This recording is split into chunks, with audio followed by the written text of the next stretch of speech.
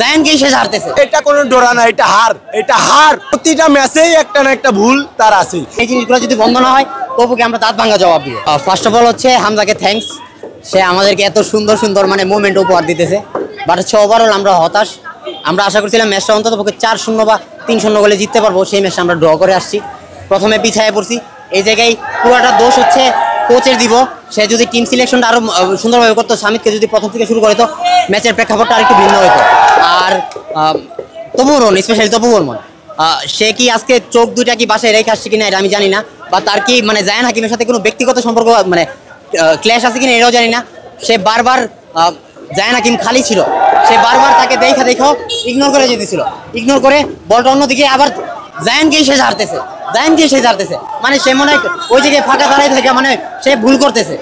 মানে এটা কি জন্য হইতেছে আমরা বুঝতেছি না। এই জিনিসগুলো যদি বন্ধ না হয় তবুকে আমরা দাঁত ভাঙা জবাব দিব।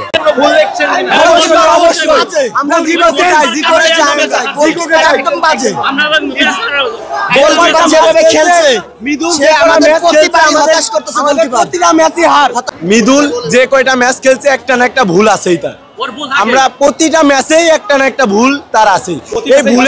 এই ভুলের সংশোধন কাবরেরা প্রতিবারই আমাদেরকে ট্রাই করে। জিকোকে কেন এখানে আনা হয় না, জিকোকে কেন আনা হয় না এখানে, অবশ্যই খারাপ, অবশ্যই দুঃখজনক। আমরা প্রতিটা ম্যাচেই লাস্টে আমরা একদম মনটা ভেঙে বাসায় যাই। আমরা প্রতিটা ম্যাচেই এরকম লাস্ট মোমেন্টে আমরা প্রতিটা ম্যাচই হারি। এটা কোনো ডোরা না, এটা হার, এটা হার। আমরা প্রতিটা ম্যাচে গোলকিপারের কারণে হারি। আমরা জিকোকে চাই, আমরা এশিয়ার সেরা গোলকিপার জিকো। অসাধারণ হামজার কথা। হামজা যত সময় আমাদের মাঝে থাকে, মাঠে থাকে, পুরো মাঠই সে দেখে, সে খেলায়। আর আমাদের সব একটা টিমে একজন ভালো প্লেয়ার বাদ বাকি যদি খারাপ হয় তখন বিষয়টা কেমন দেখায়? বিষয়টা তো হয়ে গেছে ভাই, বিষয়টা তো তাই হয়ে গেছে। Bangladesh team improved a lot, but Bangladesh টিমের কিছু মানে উইংগুলার ইমপ্রুভ করতে হবে। লাইক উইংগুলার রানিং স্পিড প্লাস ফিজিক্যালিটা ইমপ্রুভ করা লাগবে। যেমন আজকে ফাহিম ভালো খেলছে, বাট একটু ভালো মতো দৌড়াতে পারলে ভালো হতো।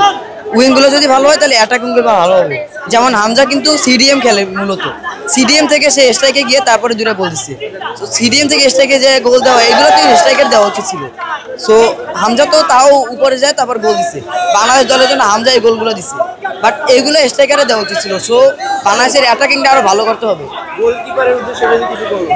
হ্যাঁ, গোলকিপার আমি মানে বিগত যেগুলো ম্যাচ ছিল প্রত্যেকটা ম্যাচে মিতুল মারমাকে সুযোগ দেওয়া হয়েছে।